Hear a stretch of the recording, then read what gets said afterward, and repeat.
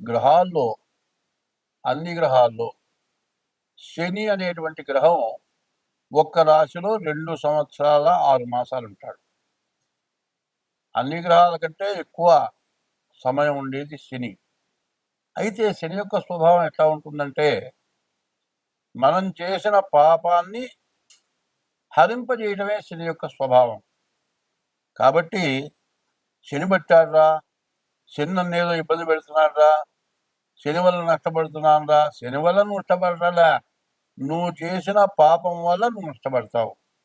ఆ పాపం పోగానే నిన్ను ఎప్పుడు కూడా శని రక్షిస్తాడు. అయితే శనికి ఒక స్వభావం ఉంది, వక్ర స్వభావం అంటారు. వక్రించి వెనక్కి వస్తాడు, మళ్ళీ అతిచారం మీద ముందు కూడా వెళ్తాడు. ఉన్న రాశి నుంచి వెనక రాశిలో ఉండేటువంటి లక్షణాలు చూపిస్తాడు. అట్లాగే ఒక్కోసారి అతిచారం మీద ముందుకు వెళ్ళి, మరి ఇప్పుడు మీనంలో ఉన్న శని వక్రించి మరి కుంభంలో ఉన్న స్థితి చూపిస్తున్నాడు. ఇంకొకసారి ఏం చేస్తాడు, శని మీనంలో ఉన్న శని మరియు అతిచారం మీద ముందుకు కూడా వెళ్ళటం జరుగుతూ ఉంటుంది. ఇప్పుడు జరగలేదు, శని వక్రించి వెనక్కి. అయితే నక్షత్రం మారల, రాశి మారల లెక్క ప్రకారం, కానీ వక్రం అనగా వెనక ఉన్నటువంటి పద్ధతినే చూపిస్తాడు. ఇప్పుడు అందరికీ కూడా ఏమందంటే, మీనానికి శని వెళితే మకరం వాళ్ళకి ఈనాటి శని అయిపోయింది అనుకుంటున్నారు. కానీ మళ్ళీ ఇప్పుడు శని జూలై 13 నుంచి నవంబర్ 27 వరకు, అంటే 138 రోజులు శని వక్రించాడు. శని వక్రించిన లక్షణం ఎట్లా ఉంటుంది, కుంభంలో ఉన్న లక్షణమే చూపిస్తాడు. ఈ కుంభంలో ఉన్న శని మరి కుంభరాశి వాళ్ళకి సమస్యే, మకర రాశి వాళ్ళకి కూడా సమస్యే. అట్లాగే ఈ మకర రాశి కాకుండా ఈ కుంభరాశికి మకర రాశికి బాగా ఇబ్బందికరంగా ఉంటుంది. అనవసరమైన ఖర్చులు, నష్టాలు, కష్ట నష్టాలు, అనేక రకాల సమస్యలు అన్నీ కూడా ఇబ్బందిగా ఉంటాయి. అదే కాదు, దేశం మొత్తం మీద విపరీతమైన వర్షాలు, భూకంపాలు, రకరకాలైన ఉపద్రవాలు, నదులు పొంగటం, మరి సముద్రాలు పొంగటం, ఇవన్నీ కూడా రకరకాలైన సమస్యలు వస్తూ ఉంటాయి. కానీ ఈ సమస్యలన్నిటికీ కూడా అందులో కారణం ఏమిటంటే మన పాపమే కారణం. పూర్వం పాపం అనే దాన్ని పరిహారం చేయడానికి ఇప్పుడే చెప్పాడు, అన్నదానము కన్నా అధిక దానము లేదన్నారు. ప్రతివాడు కూడా ఎంత కష్టపడ్డా, ఎంత సంపాదించినా, ఎన్ని లక్షలు సంపాదించినా, ఎన్ని కోట్లు సంపాదించినా తినటానికి తిండి కోసమే సంపాదించేది. కోట్లు సంపాదించినా కోట్లు తినడు, లక్షలు సంపాదించినా లక్షలు తినడు. రాజాధిరాజే కొత్త రాజ్యం పరిపాలించిన అందరూ తినేది అన్నది. అన్నం కాబట్టి ఇంకో రకమైన రొట్టె ఏదోటి కడుపు నిండా ఆహారం తింటాము. ఈ ఆహారం తిని మనం ఏం చేసుకుంటున్నాం, ఈ ఆహారం తింటమే కాకుండా సంపాదించు బాగానే ఉంది. నీవు ఎవరికైనా సరే అంత అన్నదానం చేయాలి. అన్నం లేని వాడికి అన్నం పెట్టాలి. ప్రతివాడికి పెడితే, ఎవరికి పెడితే వాడికి అన్నం పెట్టడం కాదు పద్ధతి. ఇప్పుడు ఎవరింటో శుభకార్యం అయిందనుకోండి, తనతో సమానమైన ఐశ్వర్యవంతుడిని పిలిచి భోజనం పెట్టాలని చూస్తాడు. కానీ వాడు ఏం చేస్తాడు, నలుగురిలో కూర్చొని కడుపు నిండా అన్నం తినడు. అది కాస్త అది కాస్త అట్లా నాలిక రాచుకొని తిన్నాను అనిపించి పెట్టిన దాంట్లో 3 వంతులు పారేసి వెళ్ళిపోతాడు. అదే ఆకలైన వాడు, అన్నం లేనివాడు, అన్నమో రామచంద్ర అని బాధపడేవాడు ఆకలైనప్పుడు అంత అన్నం పెడితే కడుపు నిండా తృప్తిగా తింటాడు.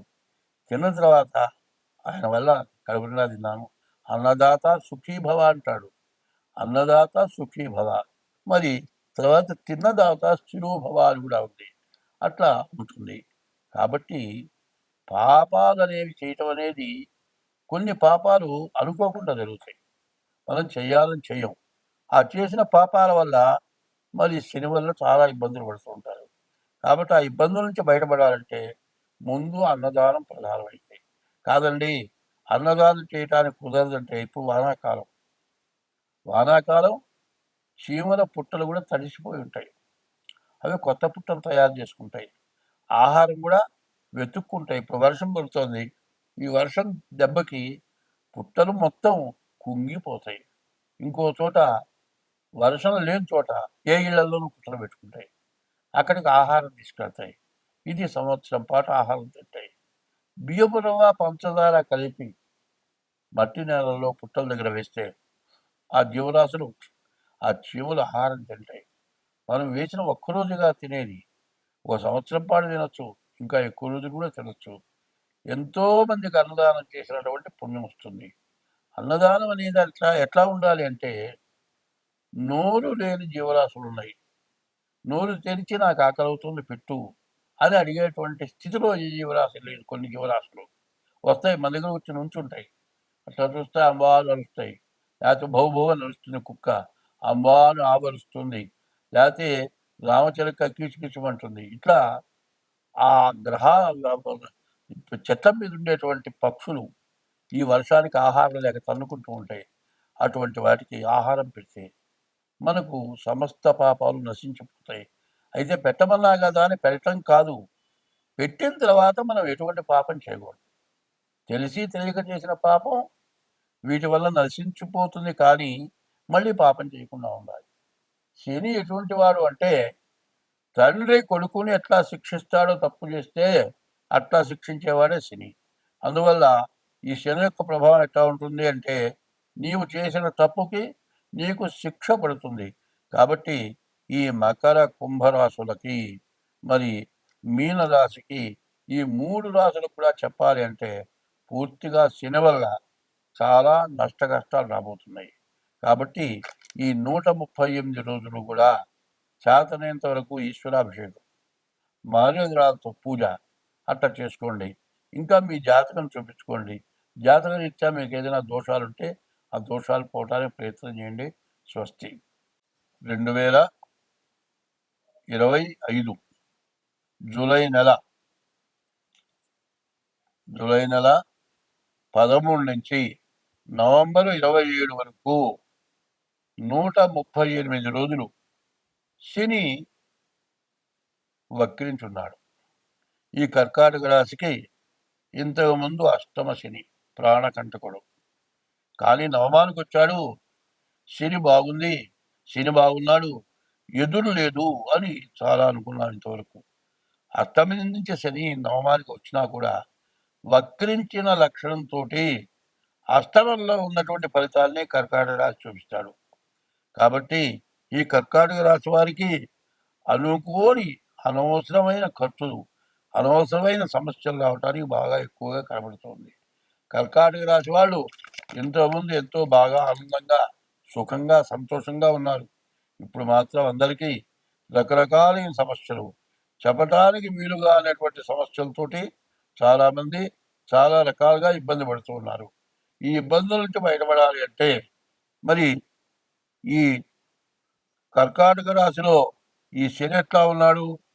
జూలై నెల 13 నుంచి నవంబరు 28 వరకు ఈ శని 138 రోజులు వక్రించినటువంటి శని వల్ల ఈ కర్కాటక రాశికి కూడా చాలా కష్ట నష్టాలు ఎక్కువగా కనబడుతున్నాయి. కాబట్టి ఈ రాశి వాళ్ళు పూర్తిగా శనిని పూజించడం మంచిది. శనిని పూజించినా, ఈశ్వరుని పూజించినా, సూర్యుని పూజించినా మనకు ఎప్పుడూ సత్ఫలితం వస్తుంది. కాబట్టి ఈ శని అన్ని గ్రహాల్లోకి కూడా ఒక రాశిలో 2 సంవత్సరాలు 6 మాసాలు ఉంటాడు. కానీ కొంత పాపం చేసిన వాళ్ళకి వక్రించి వెనక్కి ఎత్తి ఇబ్బంది పెడతాడు. కాబట్టి ఈ వక్ర శని వల్ల ఈ కర్కాటక రాశి కూడా చాలా ఇబ్బందులు, కష్ట నష్టాలు ఎక్కువగా కనబడుతున్నాయి. కాబట్టి వీళ్ళు కూడా శనిని పూజించాలి. అయితే ఏమండి, అందరికీ శని గురించి చెబుతున్నారు అంటే, శని ఎటువంటి వాడో మొదలే చెప్తున్నా. సూర్యుడి దగ్గర నుంచి కేతువు వరకు ఏ గ్రహాన్ని సూర్యుడికి వచ్చేప్పటికల్లా నెల, చంద్రుడికి వచ్చేప్పటికి 2.5 రోజులు, మరి కుజుడికి వచ్చేప్పటికి 3 నెలలు, అట్లాగే బుధుడికి వచ్చేప్పటికి నెల 15 రోజులు, గురువుకి వచ్చేటప్పుడు సంవత్సరం, శుక్రుడికి వచ్చేప్పుడు నెల 15 రోజులు, శనికి 2 సంవత్సరాలు 6 మాసాలు. మరి ఎక్కువ రోజులు ఒక రాశిలో శని ఉంటాడు. శని వల్ల అందరికీ కూడా ఇబ్బందులు ఖచ్చితంగా ఉంటాయి. కాబట్టి ఎందుకంటే మనం ఒళ్ళు దగ్గర పెట్టుకొని ప్రవర్తించాలి. చేసేటప్పుడు, పాపం చేసేటప్పుడు ఇది చేస్తే ఏమవుతుంది? మనం నష్టపడతాం. అవతల నష్టపడతారు అనుకోని చేస్తారు గానీ, తర్వాత తను పడే నష్టం ఎవరికీ అర్థం కాక ఇట్లా చేస్తూ ఉంటారు. కానీ ఈ కర్కాటక రాశికి కూడా నవమంలో కూర్చున్న శని అష్టమంలో కూడా ఉన్నట్టే. ప్రాణకంటకుడు శని అంటారు. ప్రాణం తీసినంత పని చేస్తాడు. ఈ అష్టమంలో ఉన్న శని ఏం చేస్తాడు? రాజదండన. ఎవరో చేసినటువంటి కేసు పక్కవాడు నెత్తబడి మరి పోలీస్ స్టేషన్కి వెళ్ళి జైలుకు పోయిన వాళ్ళు ఉన్నారు. ఎవరో మర్డర్ చేస్తే వీళ్ళ నెత్తినబడి వీళ్ళు శిక్ష అనుభవించిన వాళ్ళు ఉన్నారు. కాబట్టి ఇటువంటి సమస్యలు కానివి, మనం చెయ్యనివి మన నెత్తినబడే లక్షణాలు ఉంటాయి. కాబట్టి ఈ రాశి వాళ్ళు ఏం చేయాలి? 19,000 శనికి జపం చేయించుకోండి. నల్ల నువ్వులు దానం ఇవ్వండి. ఈశ్వరుడికి అభిషేకం చేయించుకోండి. ఈ కర్కాటక రాశికి సమస్య లేకుండా అన్ని విధాలా బాగుంటుంది. స్వస్తి.